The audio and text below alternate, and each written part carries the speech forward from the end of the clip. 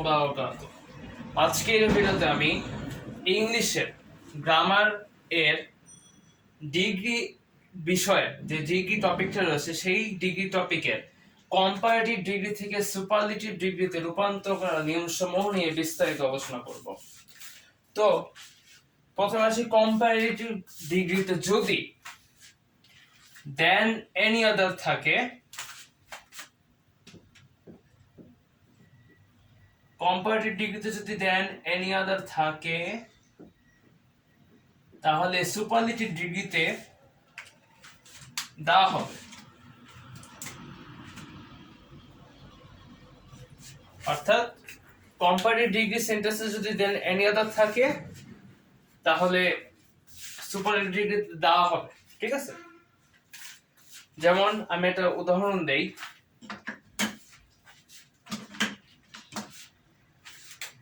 Dhaka is bigger than any other city.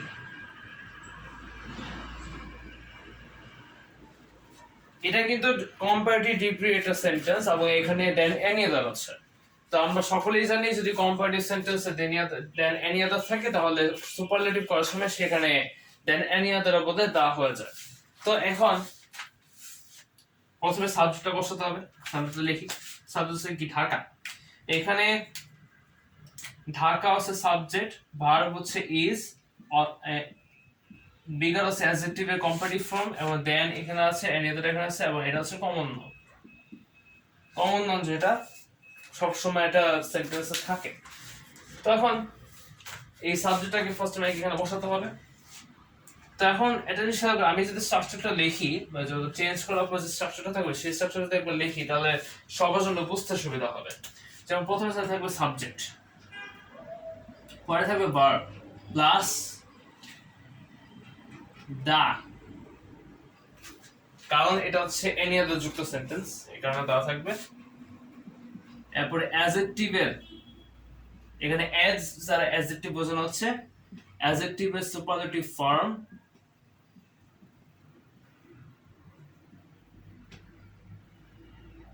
Plus অ্যাডজেক্টিভের superlative form plus common noun বা extension যেটা থাকবে সেটাই, বা এক্সটেনশন। এখন এখানে সাবজেক্ট হচ্ছে ঢাকা, তো ঢাকা আমি এখানে লিখবো ঢাকা।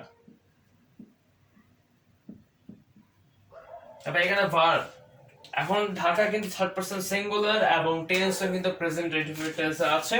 তো সুতরাং ওই অনুসারে অক্সিলারি ভার্ব, এখানে কিন্তু ভার্ব বলতে অক্সিলারি ভার্বই আছে, সেই তো আমাকে এখানে অক্সিলারি ভার্ব বসানো লাগবে। তো এইখানে টেন্স অনুযায়ী এবং সাবজেক্ট অনুযায়ী অক্সিলারি ভার্ব হবে ইজ। তো এখানে আমি ইজ লিখলাম। তারপরে এখানে দা আছে, সেই দাটা এখানে লিখবো।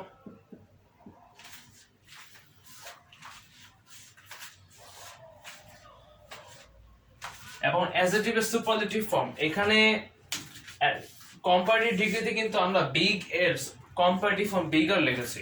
তো এখন এটার সুপারলেটিভ ফর্ম হবে বিগেস্ট। অর্থাৎ এখানে যেহেতু বিগ এর কম্পারেটিভ ফর্ম বিগার দেওয়া আছে, তো আমরা সকলেই জানি বিগ এর কম্পারেটিভ ফর্ম বিগার এবং সুপারলেটিভ ফর্ম হচ্ছে বিগেস্ট। তো এখন এটা যেহেতু সুপারলেটিভ ডিগ্রি সেহেতু আমাকে এখানে বিগ এর সুপারলেটিভ ডিগ্রি এর ফর্মটা বসানো লাগবে। সুতরাং এখানে দেওয়ার পর বিগ এর সুপারলেটিভ ফর্ম বিগেস্ট বসাবো।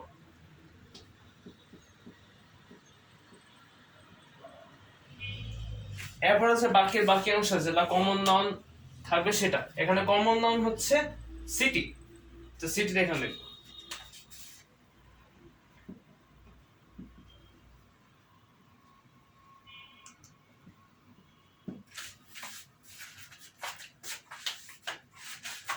সিটিটা একটু অন্যরকম হয়েছে, sorry for that.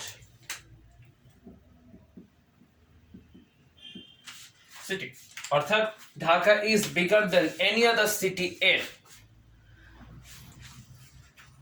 Superlative form হচ্ছে Dhaka is the biggest city. এখানে ঢাকা হচ্ছে সাবজেক্ট এবং ভার্ব হচ্ছে ইজ এবং দা এখানে আছে, এটা হচ্ছে দা, এবং অ্যাডজেক্টিভের সুপারলেটিভ ফর্ম হচ্ছে বিগ এর, এটা হচ্ছে বিগ আর হচ্ছে বিগ এর কম্পারেটিভ ফর্ম এবং বিগেস্ট হচ্ছে বিগ অ্যাডজেক্টিভের সুপারলেটিভ ফর্ম।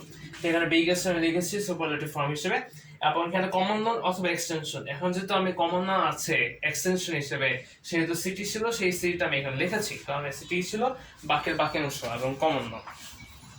তো Dhaka is bigger than any other city এর সুপারলেটিভ কি হচ্ছে Dhaka is the biggest city. এটা গেল একটা নিয়ম। এখন আসি দ্বিতীয় নিয়মে।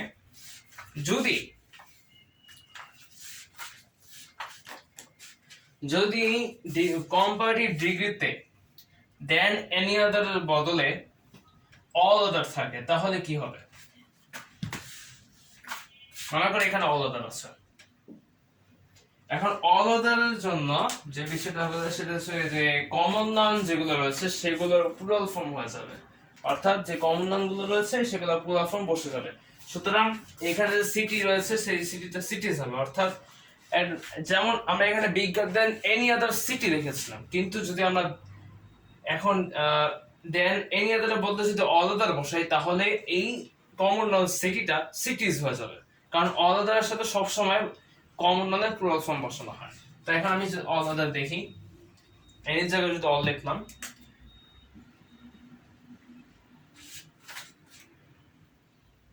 এখন এই যে সিটি, এই সিটি হবে সিটিজ। এখন আরেকটা জিনিস,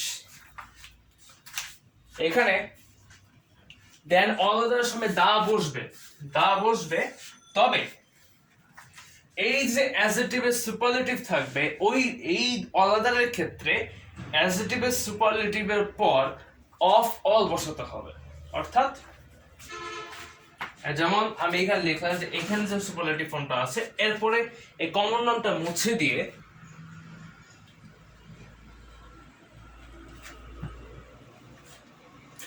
অফ অল লিখব, এরপরে কমন নাউন বা বাক্যের বাকি অংশ, নাউন বা এক্সটেনশন। এখন একটা জিনিস খেয়াল করো, এখন আমি এখানে Dhaka is bigger then all the সিটিজ লিখেছি, তো এইখানে সাবজেক্ট আছে ঢাকা, এই ঢাকাটা এখানেই থাকবে, ভার্ব টেন্স অনুযায়ী এবং সাবজেক্ট অনুযায়ী ইজ ছিল ইজ থাকবে, এই দা ছিল দাও থাকবে, এবং এখানে অ্যাডজেক্টিভের সুপারলেটিভ ফর্ম বিগ এর সুপারলেটিভ ফর্ম হচ্ছে বিগেস্ট, সেই বিগেস্ট এখানে থাকবে, কিন্তু এখানে সিটিটা মুছে গিয়ে এরপরে বসানো হবে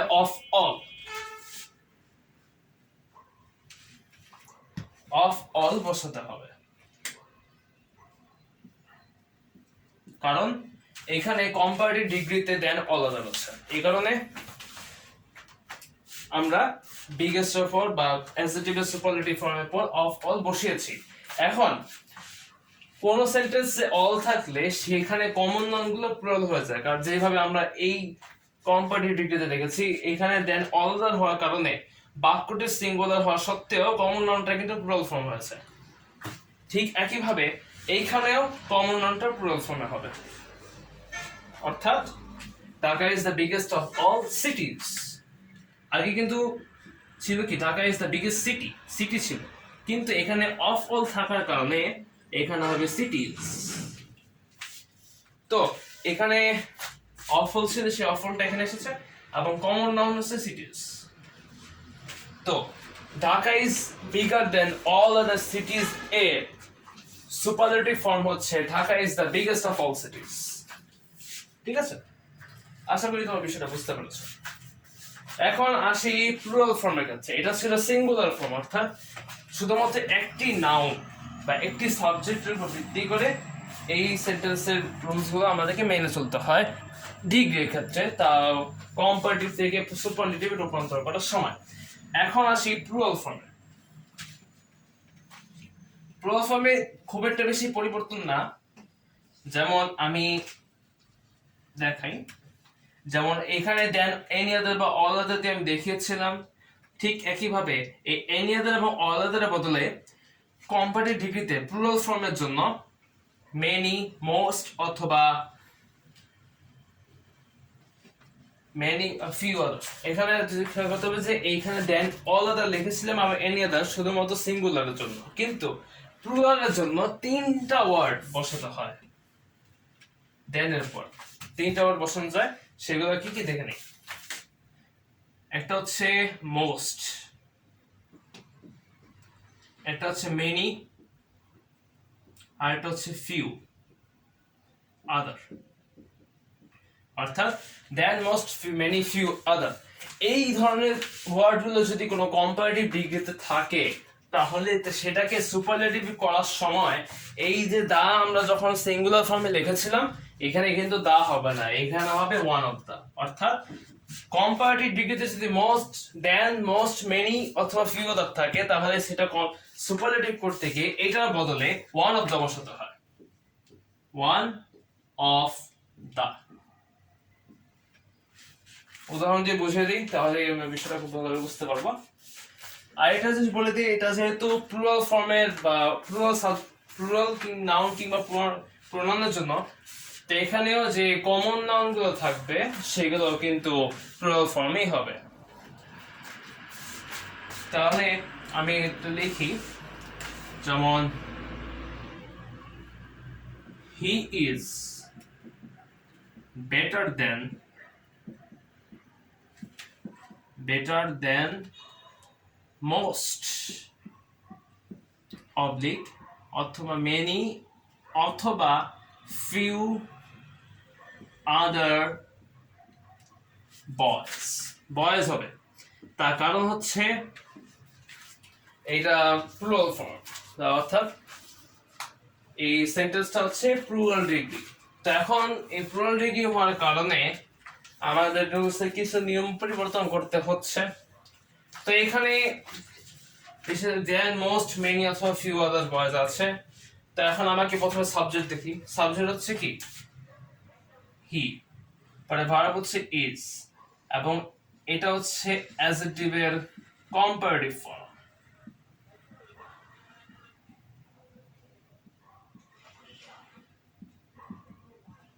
এবং এই দেন মোস্ট, মেনি, ফিউ, এই যে দেন, মোস্ট অথবা মেনি অথবা ফিউ, এখানে যে বিষয়টা সেটা সম্পূর্ণরূপে আমি এখানে বসিয়ে দিয়েছি।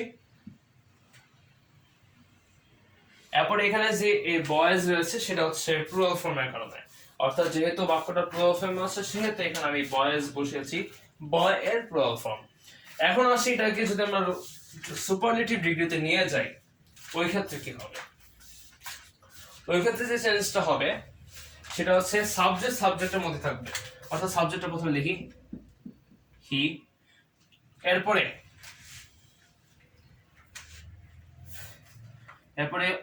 অক্সিলারি ভার্ব কিংবা ভার্ব বসাতে হবে টেন্স এবং সাবজেক্ট অনুসারে। এখন সাবজেক্ট হচ্ছে থার্ড পারসন সিঙ্গুলার এবং টেন্স হচ্ছে প্রেজেন্ট ইনডেফিনিট টেন্স, সুতরাং এখানে হি এর পরে ইজ অবভিয়াসলি হবে। এরপর আমি বলেছি যদি দেন, মোস্ট, মেনি অথবা ফিউ আদার থাকে তাহলে আমরা যখন সিঙ্গুলারে দা বসিয়েছিলাম তখন এই দেন, মোস্ট এবং ফিউ এর ক্ষেত্রে সুপারলেটিভ করার সময় ওই দা এর বদলে ওয়ান অফ দা বসাতে হবে। এখানে ওয়ান অফ দা হবে রুলস অনুসারে, ওয়ান অফ দা। এখন বেটারের পজিটিভ ফর্ম বা বেটার যে অ্যাডজেক্টিভের কম্পারেটিভ ফর্মটা রয়েছে তার পজিটিভ ফর্ম হচ্ছে গুড, এবং এই গুড অ্যাডজেক্টিভের সুপারলেটিভ ফর্ম হচ্ছে বেস্ট। তো বেস্ট আমি এখানে লিখবো।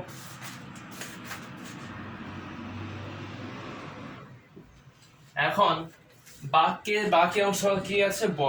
বয়েজটা আমি এখানে লিখবো।